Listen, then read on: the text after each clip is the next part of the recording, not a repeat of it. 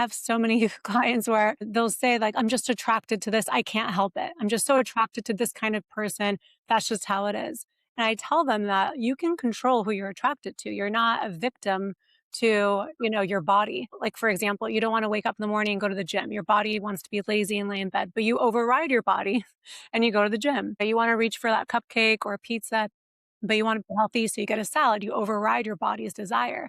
So why is it dating? People have such trouble overriding their body where they know they shouldn't go for this person who looks really good but is going to make their life a nightmare, but they just go do it anyway, even though they know it's not going to end well. Or they're on a first date with someone that has perfect on paper, and but they feel really safe, but they think, oh, there's no sexual chemistry here, and they don't give them a second chance.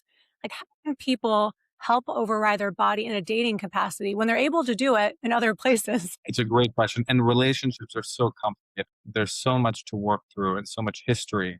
Whereas going to the gym, can feel more, like a rational decision. I know it's good for me. This is what I'm going to do. But when it comes to attraction and intimacy and connection, I don't know if you're familiar with the idea of attachment theory and how we connect to our primary caregivers and how that basically follows us through our entire lives, the trajectory of our lives. But basically, the way that we connect with our family? Do we feel secure? Do we feel anxious? And do we feel safe or not? Do we feel like we need to avoid?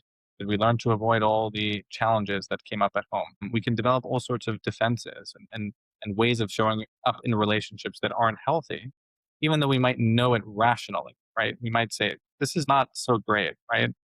That I keep ghosting these people that I meet, but it just happens on automatic. And so, really understanding and getting deep into why this is happening is, I think, really important to address. So it's not just about making behavioral changes, like telling yourself, I need to go to the gym. I need to, keep more of an open mind when I'm dating. But it's also about getting to the root cause of like why you're attracted to these types of people in the first place. Right.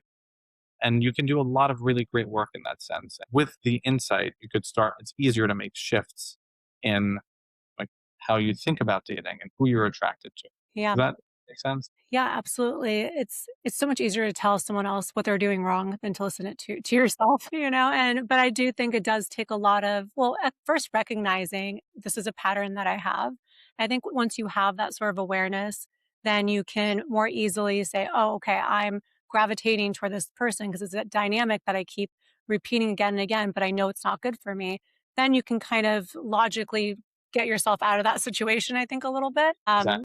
And I think Recognize. a lot of people just don't have that awareness first. So I think maybe with therapy, you can kind of at least get that self-awareness first, and then you can start making better decisions.